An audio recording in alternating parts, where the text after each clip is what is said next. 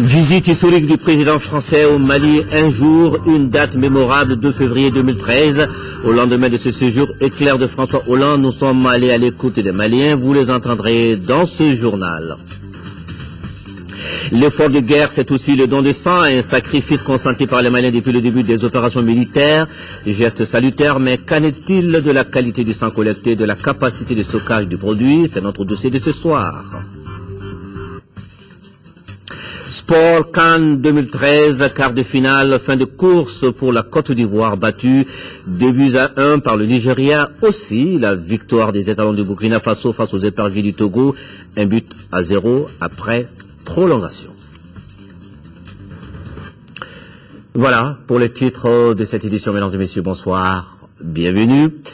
C'est le plus beau jour de ma vie politique. La déclaration est du président français François Hollande. C'était hier dans son adresse au peuple malien, mais également au reste du monde, au monument de l'indépendance ici à Bamako. Pour lui, l'intervention française au Mali était un devoir pour l'ensemble du peuple français et la France, dira-t-il, restera aux côtés du Mali jusqu'à la victoire finale. Nous l'écoutons. Nous nous battons en fraternité, Maliens, Français, Africains, parce que moi je n'oublie pas que lorsque la France a été elle-même attaquée, lorsqu'elle cherchait des soutiens, des alliés, lorsqu'elle était menacée pour son unité territoriale, qui est venu alors? C'est l'Afrique, c'est le Mali. Merci, merci au Mali. Nous payons aujourd'hui notre dette à votre égard. Mais je vous l'ai dit, le combat n'est pas terminé. Les groupes terroristes sont affaiblis. Ils ont subi de lourdes pertes, mais ils n'ont pas disparu. Alors qu'avons-nous à faire? Continuer, poursuivre. Et la France restera avec vous le temps qu'il faudra, c'est-à-dire le temps que les Africains eux-mêmes prendront à travers la MISPA pour nous suppléer, pour nous remplacer. Mais jusque-là, nous serons à vos côtés, jusqu'au bout, jusqu'au Nord Mali. De son côté, le président de la République par intérim, le professeur Dioncounda Traoré, a beaucoup insisté sur les valeurs fondamentales qui caractérisent le peuple malien, valeurs de solidarité, d'entraide, de tolérance, une communauté authentique, a-t-il dit. Il a appelé une fois de plus à la vigilance et au respect des droits des citoyens. En somme, une invite à ne pas commettre d'exactions. Nous écoutons le président de la République.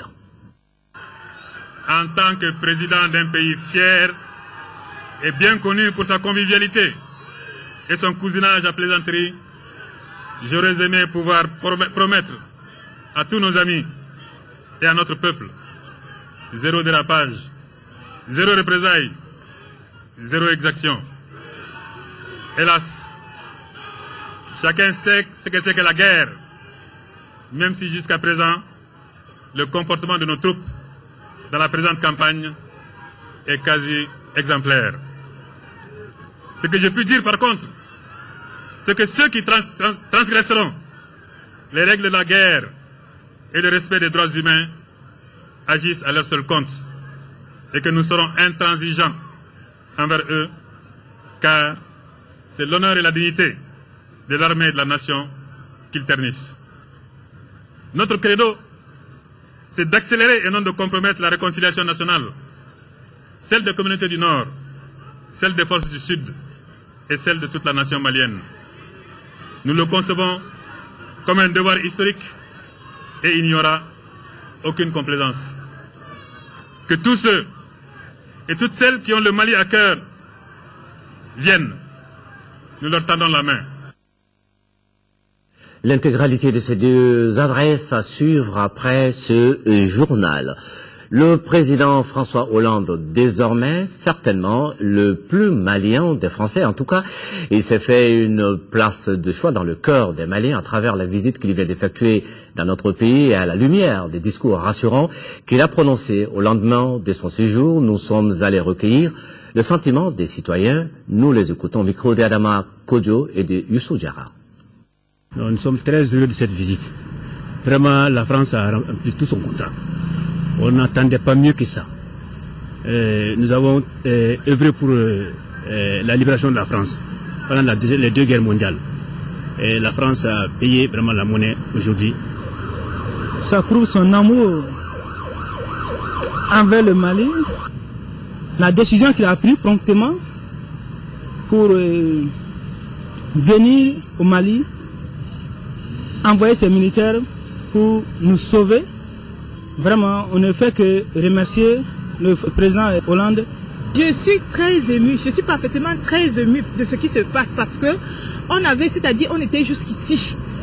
Comme moi, je suis camerounaise, d'origine camerounaise et je suis venue ici, là, ça fait presque 10 ans. Et ce que nous, on vivait, donc franchement, c'est-à-dire l'émotion, ce sont des larmes à la fin. Parce que ce que la France a fait pour le Mali, pour toute l'Afrique, je suis sûre et je suis à l'aise. Maintenant, Bamako Kadire, Akadiko Djougou, j'y reste. On est très heureux de l'accueillir au Mali. Pour tout ce qu'il a fait pour nous, vraiment l'Afrique est très contente de lui parce qu'il était reconnaissant pour nous. Il nous a bien rangé, on était tous morts ici. C'est grâce à lui on est vivants aujourd'hui. Nous apprécions cette visite parce que François Hollande s'est donné vraiment pour aider le Mali par rapport à la situation du Mali.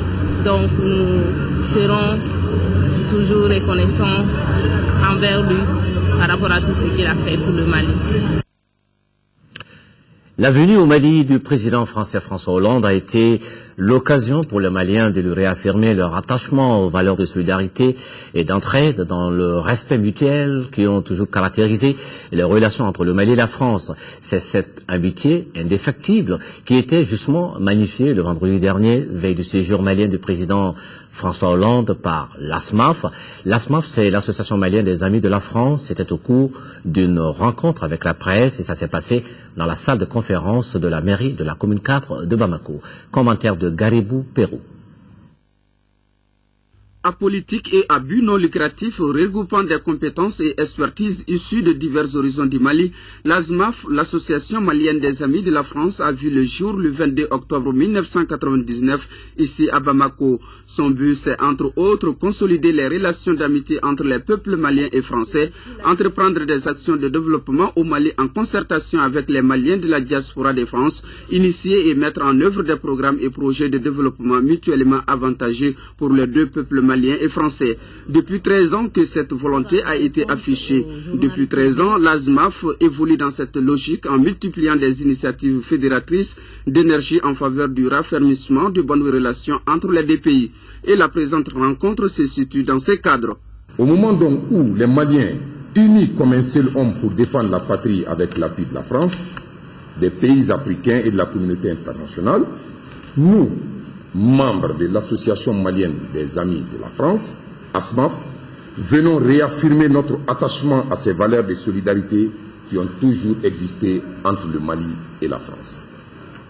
Si l'ASMAF se manifeste dans la mouvance de cette vague de solidarité, c'est parce que nous croyons que c'est dans l'épreuve que doivent s'affirmer nos convictions de bâtisseurs et de démocrates. Et aux questions des journalistes portant sur les actions futures de l'association, les responsables de l'ASMAF ont répondu qu'ils cultiveront mieux l'amitié Mali-France, mettront l'accent sur les projets de développement et s'investiront encore plus dans la consolidation de la démocratie avec ce qu'ils ont de meilleur et de positif.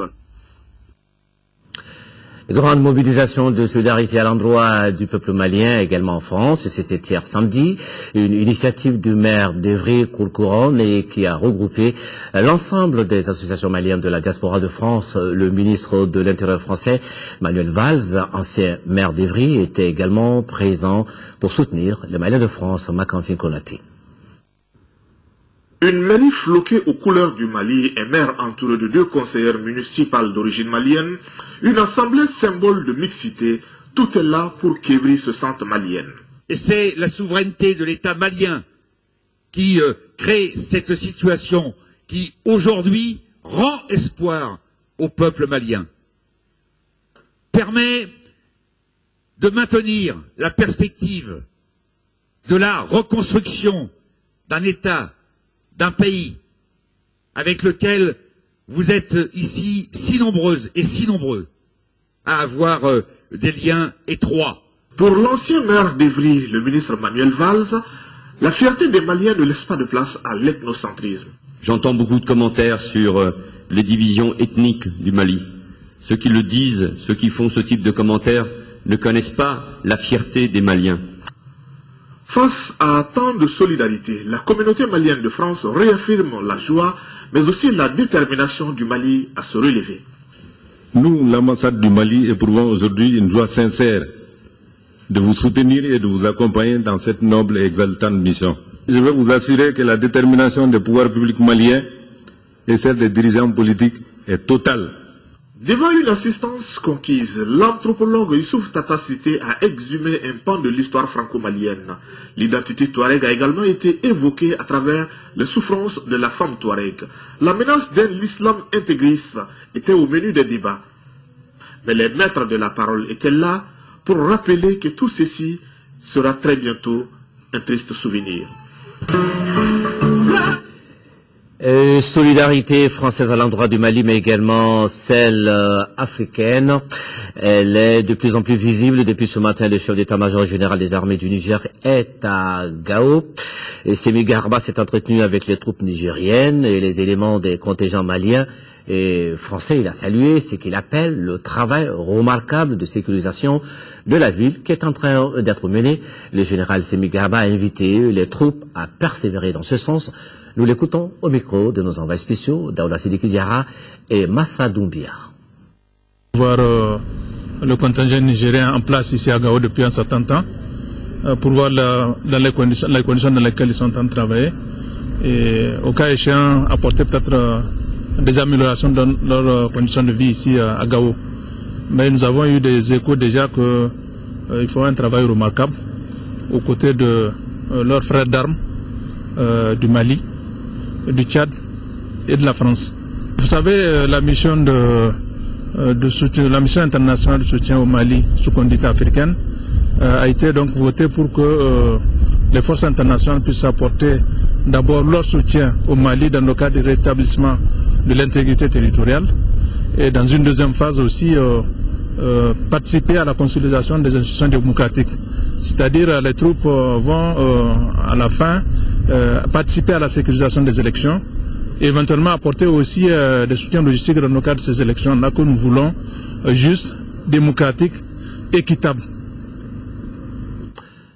Et nous restons sur le terrain, ce que d'aucuns appellent la ligne de front, pour faire un focus sur ceux qui font le gros plan sur la guerre du Mali contre le terrorisme. Nous voulons parler des journalistes, correspondants, envoyés spéciaux, grands reporters qui sont venus de par le monde pour couvrir l'événement. Les envoyés spéciaux de l'ORTN qui étaient sur place, Moussa Rimaïga et Alou Touré, donnent la parole ce soir à l'un d'entre eux, Oumar Ouman, un grand reporter à France 2. Voici leur entretien. En tant que journaliste français, on suit évidemment l'actualité malienne depuis très longtemps et surtout depuis la crise que vous vivez. On a couvert comme on a pu les amputations, les lapidations, les flagellations, toutes les violations des droits de l'homme par les islamistes armés dans le nord du Mali. Mais il était impossible pour nous de nous rendre dans ces régions-là et on compte vraiment aller jusqu'à Gao, Tombouctou, recueillir les témoignages de ces populations qui ont vécu sous le joug des islamistes. Donc, on peut dire que la vision a changé. Vous qui êtes venu sur le terrain?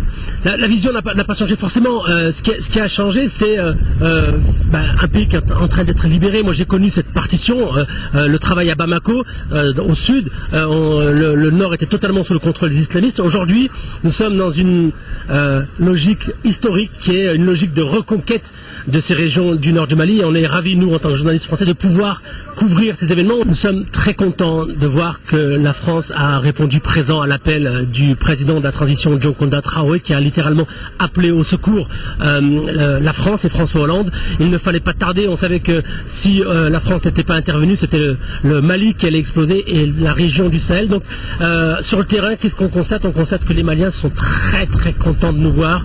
On nous a dit que les parents avaient appelé leurs enfants François Hollande. Des drapeaux français sont dans les rues de Sévaré, Mopti et Bamako. On est ravis. Et je crois que cette histoire est une histoire entre deux pays amis, le Mali et la France. Et puis ce déplacement du ministre de l'Action humanitaire, de la solidarité des personnes âgées en 5e région, c'était pour s'enquérir de la situation sur le terrain. Il s'est rendu à la garnison de la 6e région militaire après avoir échangé avec les préfets et sous-préfets au gouvernorat de Mopti. Correspondance Moustapha Doumbia. C'est par une rencontre au gouvernorat de Mopti avec les préfets, les sous-préfets et les chefs de services régionaux qu'ont débuté les activités de cette visite du ministre de l'Action humanitaire, de la solidarité et des personnes âgées. Au cours de cette rencontre, le ministre et sa délégation ont été informés sur l'état des contributions volontaires pour soutenir les forces armées et de sécurité. Aujourd'hui, Mopti est en train de devenir une base assez importante par rapport à toutes les actions qui sont envisagées, notamment dans le domaine humanitaire. Nous avons eu le privilège d'assister à une rencontre qui a été organisée par le gouverneur de la région, qui regroupait l'ensemble des sous-préfets et préfets de la région de Mopti. Donc c'était aussi l'occasion pour nous de leur lancer le message qui consiste à, encore une fois de plus, se serrer les coudes pour que tous ensemble nous puissions relever le défi du retour des populations dans les différentes zones. Après le gouvernorat, le ministre s'est rendu à l'infirmerie de la garnison de la 6e région militaire pour voir l'état des blessés de guerre à qui il a remis une enveloppe symbolique. Autre lieu visité, c'est le site d'accueil et d'hébergement des déplacés à Sévaré, un site qui abrite 70 ménages, soit 568 personnes. Là, bon, je suis reconforté parce que les conditions des populations sont adéquates. Et dans l'ensemble, je pense qu'il ne présente pas de problème particulier. Les difficultés qu'il y avait au niveau de la puissance sanitaire se sont réglées également. Cette première journée de la visite du ministre de l'Action humanitaire, de la solidarité et des personnes âgées à Mopti a pris fin par une rencontre avec le comité régional de crise. Mopti qui n'arrête pas son apport à l'effort de guerre. À ce jour, le comité régional de réception des contributions annonce la somme de 70 millions de francs CFA, une enveloppe rendue publique cette semaine. Nous retrouvons la correspondance de Moustapha Doumbia. Ils sont présidents des conseils de cercle, préfets, maires des communes de la région, chefs de services régionaux, représentants des syndicats et de la société civile à prendre part à cette rencontre. Un cadre consacré dans un premier temps à la situation des dons en faveur des forces armées et de sécurité. Pour la seule journée d'aujourd'hui, nous sommes à plus de 51 millions de contributions en espèces. Et quand on ajoute à cela les autres contributions faites la semaine dernière, nous sommes autour de 70 millions. Au nombre des donations, les cercles de Bandiagara, Bankas, Sokoro et Mopti ont respectivement apporté 10 068 000 francs, 7 183 000 francs, 16 144 000 et 13 577 000 francs CFA, sans compter les contributions en nature. Djené, qui avait apporté plus de 15 millions la semaine dernière, a encore donné 3 millions de francs CFA. À ces différentes contributions, il faut ajouter 10 millions pour le secteur privé, 1 400 000 francs pour l'Union des coopératives des pêcheurs, 1 million pour le conseil régional et plusieurs autres donations individuelles. Si chacun de ces citoyens avait la possibilité de donner à titre individuel 1 milliard de francs CFA, il l'aurait fait pour la patrie. En réalité, depuis le début de cette situation, les contributions n'ont pas fait défaut. Aussi, je voudrais vous rassurer que les forces armées et de sécurité en sont reconnaissantes. Un autre temps fort de cette rencontre, c'est la signature d'engagement avec les syndicats de travailleurs, notamment l'UNTM, les syndicats de l'enseignement secondaire et la CSTM, un engagement qui a pour objet le prélèvement des contributions sur les salaires du mois de février. Élan de solidarité également à Kaye de El Hadj Amenyang, opérateur économique et notable de la ville. Il soutient les forces armées de sécurité avec 50 bœufs et 5000 litres de gazole. Kansoutou Kanouté. El Hadj Amenyang, notable et opérateur économique à Kaye, vient de faire une contribution pour soutenir l'effort de guerre. Il a remis ce vendredi 50 bœufs et 5000 litres de gasoil d'une valeur de 15 millions de francs CFA au gouverneur de région, le colonel Salif Traoré. J'ai la fierté et l'orgueil de venir en aide à l'armée malienne. Je suis fier d'en faire, je dois le faire et je le fais. Parce que ça vaut le coup. Mais attends, c'est la paix au Mali. Ceux qui sont venus nous trahir, que Dieu les trahisse, ce ne sont pas les musulmans, ce sont des traîtres, que Dieu les trahit et les met dans l'enfer. Le gouverneur de région, le colonel Salif Traoré, a remercié et salué ces gestes très nobles des nages Amenyang et a lancé un appel à la population pour qu'elle reste solidaire et sereine autour de son armée, car selon lui, la guerre n'est pas encore finie. Ce type d'appel ne peut être que réconfortant. Ce sentiment de plaisir, je voudrais le rassurer que tous les éléments de force de sécurité au niveau de la région pourront profiter de ce généreux don. Donc encore une fois, c'est un sentiment de fierté et de joie, et j'espère surtout que ça va faire d'autres émules. Le gouverneur et sa délégation ont visité les bœufs et des bénédictions ont ensuite été formulées par des imams pour le retour rapide de la paix au Mali. Voilà, la solidarité malienne, heureusement très contagieuse à Ségou. La contribution à l'effort de guerre s'élève à plus de 77 millions de francs CFA. Les dons en nature portent essentiellement sur une quantité importante de vivres et de carburant. Le point de la situation a été fait au cours de la réunion sur la situation sécuritaire dans la région. Brahima Koné, correspondance.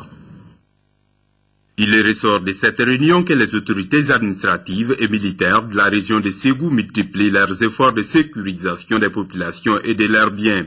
Ces efforts sont déployés dans plusieurs domaines, parmi lesquels le contrôle des lieux les plus affectés par la crise et l'application stricte de l'état d'urgence. Dans le cadre de l'état d'urgence, il est interdit sur toute l'étendue de la commune urbaine de Ségou la circulation sur le fleuve Niger et sa traversée par tout moyen de 18h à 7h du matin, sauf en cas d'évacuation sanitaire.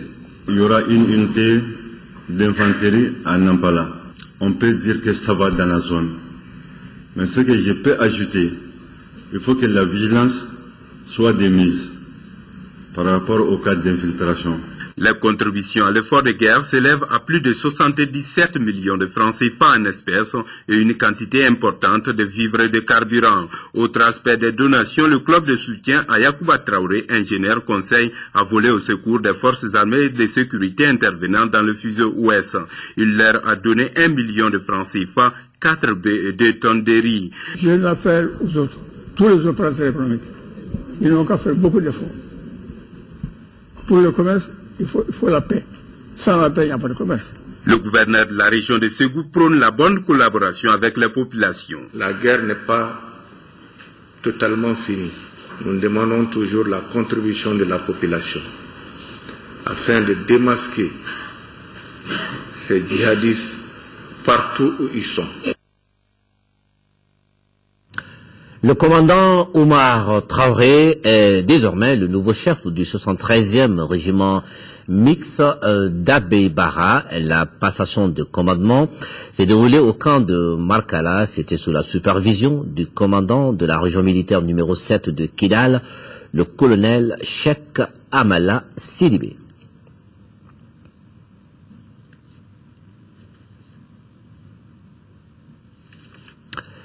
Malgré la situation de crise que traverse le pays, l'année 2013 s'annonce favorable pour l'économie malienne. Il est attendu au cours de cette période un taux de croissance économique qui pourrait retrouver son niveau tendanciel de 5%. C'est ce qui ressort d'un rapport de la Banque mondiale. Le document présente un aperçu général de la situation macroéconomique, politique et des réformes structurelles. En 2012, il a fait l'objet ce week-end d'échanges. C'est à la représentation de la Banque mondiale ici à Bamako. Un reportage de Bourama Traoré. Une nouvelle qui réjouit. Le taux de croissance économique au Mali pourrait retrouver son niveau tendanciel de 5% en 2013. Principale information qui ressort du nouveau rapport de la Banque mondiale sur la situation macroéconomique du Mali. Un rapport semestriel qui répond à une double préoccupation. La première raison, la banque n'est pas qu'une institution financière. C'est également une institution qui génère le savoir, qui le partage avec ses partenaires pour que ce savoir, cette connaissance-là puisse mieux informer les politiques publiques et les politiques de développement. La deuxième raison, le Mali est dans une situation de crise. Et les crises, il y a évidemment des contraintes, mais également il y a des opportunités qui sont liées. Le rapport souligne une contraction du PIB réel de 1,5% en 2012. La situation d'instabilité politique sur l'activité économique en est à l'origine. Une tendance qui pourrait être inversée grâce à la bonne performance des sous-secteurs agricoles et aurifères selon les textes dont le contenu est partagé par les autorités nationales. C'est un rapport qui a été très bien fait, qui reprend la réalité de la situation économique que notre pays a vécu au cours de l'année 2012 essentiellement. Je voudrais dire à l'opinion nationale que le directeur des opérations nous a annoncé il y a quelques jours que la banque va reprendre l'appui budgétaire à un niveau plus élevé que celui qui avait été annoncé initialement. Initialement, on a parlé de 30 millions de dollars, ils ont décidé de passer à 50 millions. Pour une relance de l'économie nationale, le document insiste sur l'accès aux services sociaux de base et la remise en état des infrastructures. Ce n'est pas tout. Il y a aussi des réformes administratives pour faciliter donc la création d'entreprises, etc. Sur le plan structurel, l'État doit investir donc dans les infrastructures de soutien à la production. Le Mali a un potentiel agricole énorme. Il faudrait qu'en matière d'irrigation, donc il y ait un mécanisme de financement de l'irrigation qui permette à l'avenir que la production agricole ne soit pas soumise aux aléas climatiques, à la pluviométrie. Le nouveau rapport sur la situation macroéconomique du Mali a été longuement discuté. Partenaires techniques et financiers, représentants de la société civile, députés et autres acteurs, tous s'accordent sur la qualité du document qui devra servir d'instrument de travail pour le gouvernement. Le ministre des Affaires étrangères et de la coopération internationale, Tchéma Hubert Coulibaly, a quitté Bamako ce dimanche pour Bruxelles et le Caire. À Bruxelles, le ministre Tchéma Coulibaly prendra part le 5 février prochain aux travaux de la réunion du groupe de soutien et de suivi de l'Union africaine sur la situation au Mali. Au Caire, dans la capitale égyptienne, il participera aux réunions des instances de l'organisation de la coopération islamique aussi. Le président du Conseil économique, social et culturel qui informe les membres du Conseil et les membres associés que la 7e session ordinaire de la 4e mandature du Conseil économique, social et culturel se tiendra à Bamako, au siège de l'institution à Koulouba, du 4 au 18 février 2013. La cérémonie d'ouverture est prévue pour demain lundi 4 février 2013 en présence du Premier ministre, chef du gouvernement. Cette session portera sur le thème « La relance de l'économie nationale ». Appui au système judiciaire malien, le Fonds des Nations Unies pour la population a remis aujourd'hui au ministère de la Justice un lot de matériel informatique en réponse aux attentes du secteur judiciaire. Tessera Dambélé. Bonne collaboration entre le Fonds des Nations Unies pour la population et le ministère de la Justice. Après le renforcement des capacités des magistrats et autres auxiliaires en décembre dernier, l'UNFPA répond ainsi à une sollicitation du système judiciaire malien à des moments difficiles. Ce matin, nous sommes venus vous remettre 15 ordinateurs, des imprimantes et tous les accessoires qui y vont. Bien entendu, cela n'est que le début d'une collaboration que nous espérons très fructueuse et nous avons beaucoup de chantiers avec votre département. 15 ordinateurs neufs avec tous les accessoires nécessaires pour faire face à des besoins urgents de la police judiciaire recensée par le ministre de tutelle. Lorsqu'il nous a été donné de visiter les unités d'enquête de Bamako, nous nous sommes rendus compte que pour les commissariats ou des brigades de gendarmerie aussi sollicitées, il n'y avait souvent qu'un seul ordinateur. Et que les PV, les procès-verbaux d'audition, d'interrogatoire, étaient assez souvent en souffrance du fait justement du manque d'ordinateurs. Nous avons pris l'engagement de tout faire pour mettre nos unités d'enquête dans un minimum de conditions de travail. Un appui qui servira l'ensemble des justiciables, le ministère de la Justice voulant mettre les unités d'enquête dans de meilleures conditions de travail. L'Agence nationale d'assistance médicale fait le point. À l'issue de la 4e session de son conseil d'administration, l'ANAM annonce le chiffre de quelques 500 personnes en situation difficile prise en charge médicalement en 2012. En revanche, la structure reste confrontée au problème de mobilisation des ressources des collectivités territoriales. Également au menu de cette session, le budget 2013 et le bilan d'action 2013-2014 du régime d'assistance médicale RAMED. Un reportage de Ramata Konaté.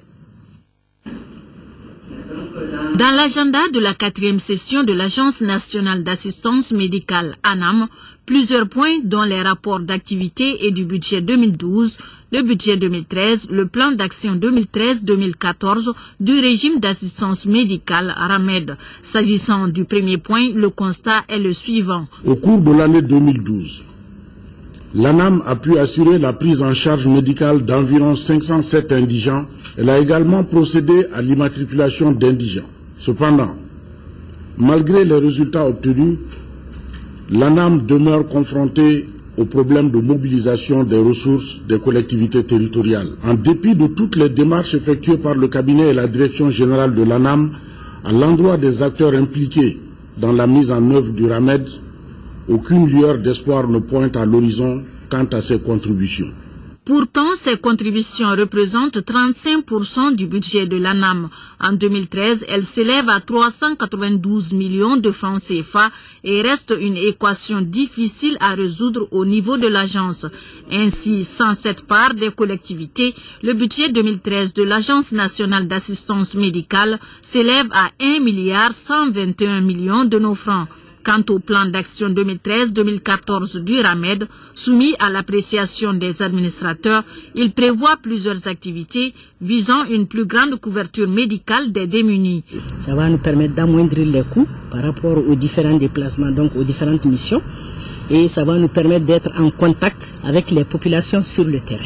Au niveau de ce plan d'action, nous avons comme objectif général d'aller au moins à 40% d'identification et d'immatriculation d'indigents. Il convient de préciser que l'objectif est d'avoir d'ici 2014 un répertoire national à hauteur de 40%. Le festival sur le Niger, dénué de son caractère festif pour ce rendez-vous 2013, une édition dite spéciale qui portera essentiellement sur un colloque international et une exposition d'art sur le thème paix et cohésion. L'annonce était faite par les organisateurs au cours d'un point de presse, correspondance de Brahima Koné. Vu la situation actuelle de notre pays, nous avons décidé de surseoir à toutes les festivités dans la cité de Balanzan à la date prévue du 12 au 17. Donc les festivités vont être reprogrammées quand notre pays va retrouver sa quiétude, sa tranquillité d'antan. Cette décision de surseoir au caractère festif du festival sur le fleuve Niger est un respect des actes posés par les plus hautes autorités de la nation pour qui le Mali est cher. En ce moment, nos pensées profondes vont à l'endroit de nos vaillants soldats engagés au front et pour vraiment la reconquête de notre pays. Et c'est pourquoi nous allons inviter en lieu et place nos amis, nos chercheurs, à réfléchir, à méditer, vraiment à faire des réflexions sur des questions de culture et de gouvernance. Donc c'est pourquoi il y aura juste le Centre culturel Corée va organiser un colloque sur le thème culture et gouvernance à la même date. Il n'y a rien de plus cher que notre pays, donc nous avons mis quand même le Mali en devant de tout pour vraiment prendre cette décision qui est très capitale pour notre pays. Youssouf Simaran a également salué un des actes citoyens de la Fondation Festival sur le fleuve Niger, à savoir la donation d'1 million de francs CFA aux forces armées et de sécurité du Mali. Depuis le début des opérations militaires pour la reconquête de la région nord du Mali, un grand élan de solidarité des Maliens s'est manifesté à l'endroit de nos forces armées de sécurité.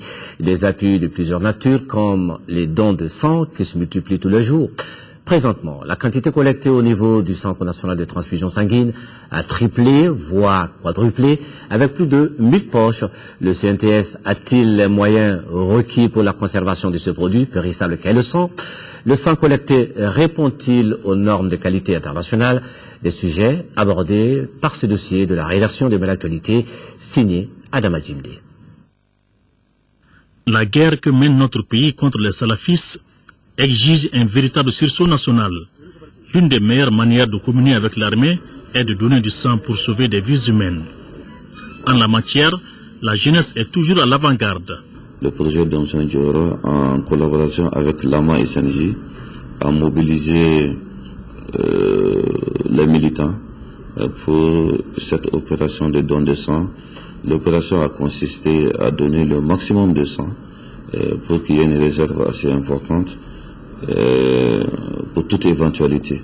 Les différentes opérations de don de sang ont permis de collecter d'importantes poches de sang, stock nécessaire pour la couverture médicale des besoins en produits sanguins. Ce sang qui est collecté aujourd'hui nous permet de faire face à l'ensemble des cas qui nécessitent une transfusion sanguine. Nous avons triplé, voire quadruplé les chiffres habituels que nous avons. Et que le stock que nous avons aujourd'hui nous permet de faire face à l'ensemble des cas, des situations de transfusion qui vont se présenter à nous. Concernant l'intérieur du pays, et particulièrement au niveau des zones de conflit, le mécanisme de collecte a été amélioré et renforcé.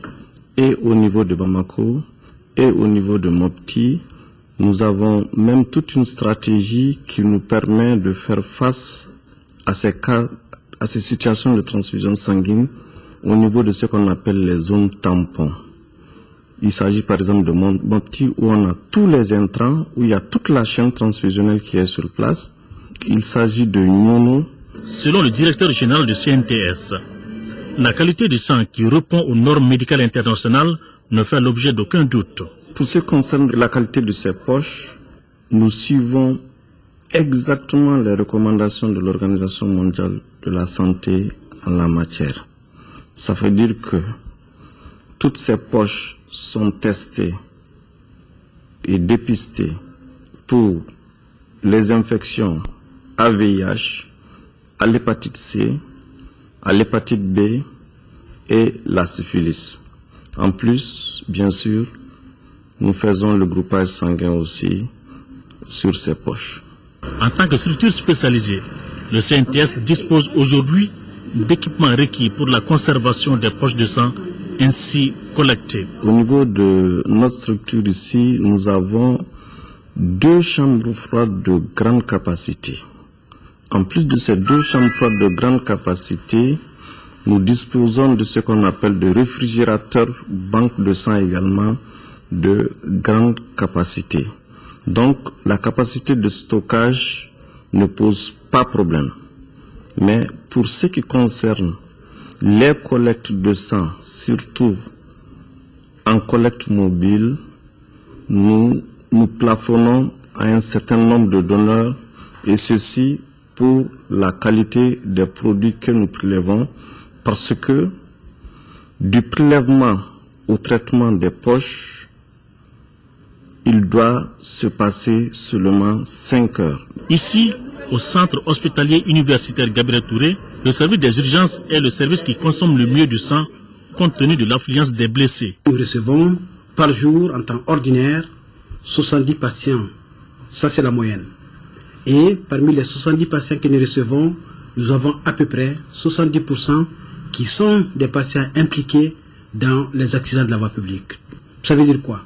Ça veut dire que la majeure partie de ces patients sont très souvent des patients qui saignent, des patients qui perdent du sang. Et comme on le dit, il faut le répéter, le sang doit remplacer le sang. Actuellement, nous sommes prêts pour faire face à toute demande de sang. La disponibilité du sang pour sauver des vies humaines en participant à l'effort de guerre est un devoir patriotique. Et voilà, nous vous rappelons ce communiqué du président du Conseil économique, social et culturel qui informe les membres du Conseil et les membres associés que la 7e session ordinaire de la 4e mandature du Conseil économique, social et culturel se tiendra demain à son siège à l'institution à Koulouba du 4 au 18 février 2013. La cérémonie d'ouverture est prévue donc pour demain lundi 4 février en présence du Premier ministre et chef du gouvernement. Pour cette session, le thème portera sur la relance de l'économie nationale. Maintenant, le sport. CAN Afrique du Sud 2013, cet après-midi, pour le compte des derniers quarts de finale, le Nigeria s'est imposé 2-1 contre la Côte d'Ivoire. Juste après, c'est le Burkina Faso qui a obtenu son ticket pour les demi-finales en battant le Togo par le score de 1-0. Le résumé de ces deux rencontres avec Kumba Nyambele. Revoilà le Burkina Faso en demi-finale d'une Coupe d'Afrique des Nations pour la deuxième fois de son histoire, après 1998. C'est là grâce à cette victoire 1-0 contre les éperviers du Togo. À l'entame du match, nous assistons à une partie moyenne de la part de deux formations. Malgré quelques occasions au 18e, 24e, 46e et 81e minutes, aucun but ne sera marqué jusqu'à la fin du temps réglementaire. C'est dans les prolongations, précisément à la 105e minute, que le Rennais Jonathan Pitroipa de la tête, bien servi par Charles Kabori, suite à un corner, allume la bougie de l'espoir pour le Burkina Faso. Et c'est sur ce score d'1-0 en faveur des étalons que l'arbitre siffle la fin du match. Du coup, les étalons du Burkina Faso se qualifient pour les demi-finales. Le Burkina Faso jouera mercredi prochain contre le Ghana. Ainsi s'achève la CAN 2013 pour la Côte d'Ivoire, considérée comme l'une des équipes favorites de cette 29e édition de la Coupe d'Afrique des Nations, face au double champion d'Afrique 1980 et 1994, le Nigeria, qui s'est présenté avec une base défensive très solide. Il a fallu attendre la 43e minute pour voir l'ouverture du score signé Emmanuel Emenike. 1-0 pour les protégés de l'entraîneur Stéphane Keshi, score à la mi-temps. À la reprise, la Côte d'Ivoire retrouve un peu son jeu. 50e minute, suite à un coup franc de Didier Drogba, Cheikh Mohamed Tite marque le but égalisateur. 1-1, le match est relancé. À la conquête d'un trophée continental, on défend et on attaque ensemble avec l'esprit d'équipe. Chose qui réussit pour les Super Eagles. 78e minute, Sandé Mba profite de la transparence de la défense ivoirienne pour offrir la victoire 2-1 à son équipe. Pour sa 17e participation à une phase finale de Coupe d'Afrique des Nations, le Nigeria jouera sa 14e demi-finale mercredi prochain contre le Mali. Pas de journal spécial de la CAN ce soir. Le plateau du Desk Sport Demain l'actualité est prévu pour demain lundi à 12h. Et puis ce rendez-vous à retenir dans notre programme ce soir, le 38e numéro de l'émission Mali 1 et Indivisible, présenté par Amadou Sankaré, sera diffusé donc après ce journal qui s'achève. Demain, retrouvez Nyanya Elou Traoré à 10h et 13h et Amadou Sankaré pour la grande édition du soir. Aux Maliens de l'intérieur de la diaspora, nous vous disons, tenez bon, le meilleur est à venir. Maintenez le contact avec votre télévision nationale sur le www.ortin.ml. Nous faisons un clin d'œil au conseil municipal d'Evry-Kourkon en France et qui suit ce journal. Que Dieu bénisse le Mali. Bonsoir, bonne semaine de travail.